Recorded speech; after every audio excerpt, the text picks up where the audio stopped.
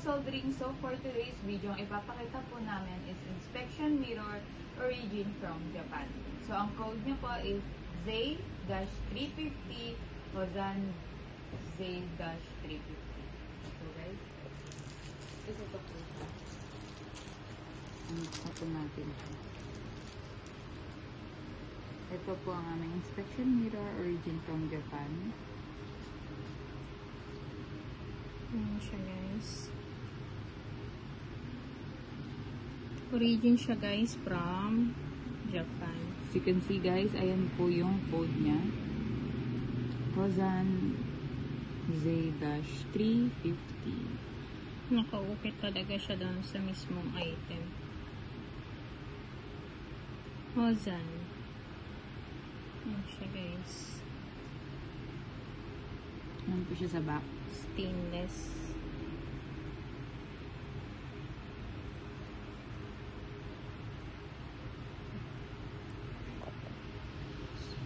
So what is the use of inspection mirror Hozan Z-350?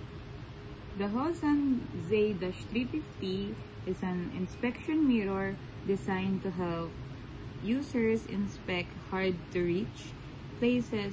It allows for the visual examination of confined and obstructed areas.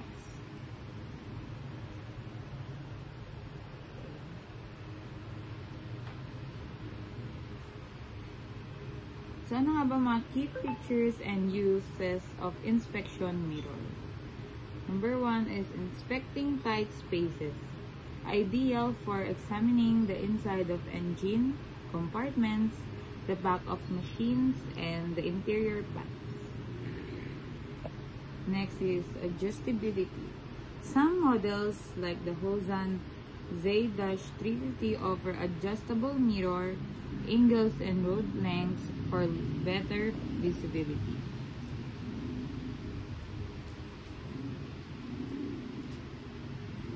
And the third is the applications. Commonly used in ports, airports, customs facilities, and factories for security and quality control.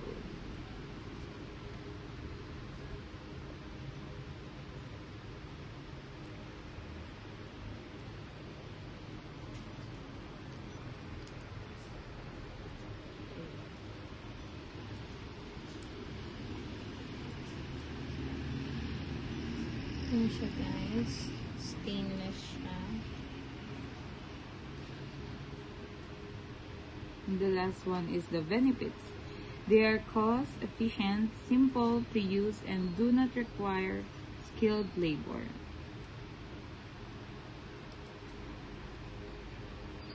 So the Hozan Z-350 has a mirror, diameter of 24 mm, an overall length of 215 mm, and weight and 30. So guys, ayan yung mirror niya. Ayan guys. Ayan yung mirror guys. Ayan yung pinaka-mirror niya. Ayan guys. Nakikita yung cellphone. Ayan siya. Stainless. Tapos origin siya from Japan. Ano natin? Ano nakaupit sa kanya? Hozan Z-350. So guys, sa key features, meron ulit tayong 4. Inspecting tight spaces, adjustability, applications, and lastly is the benefits. So ayun lang guys. Huwag niyo po kalimutan mag-subscribe sa aming YouTube channel and TikTok accounts. Thank you!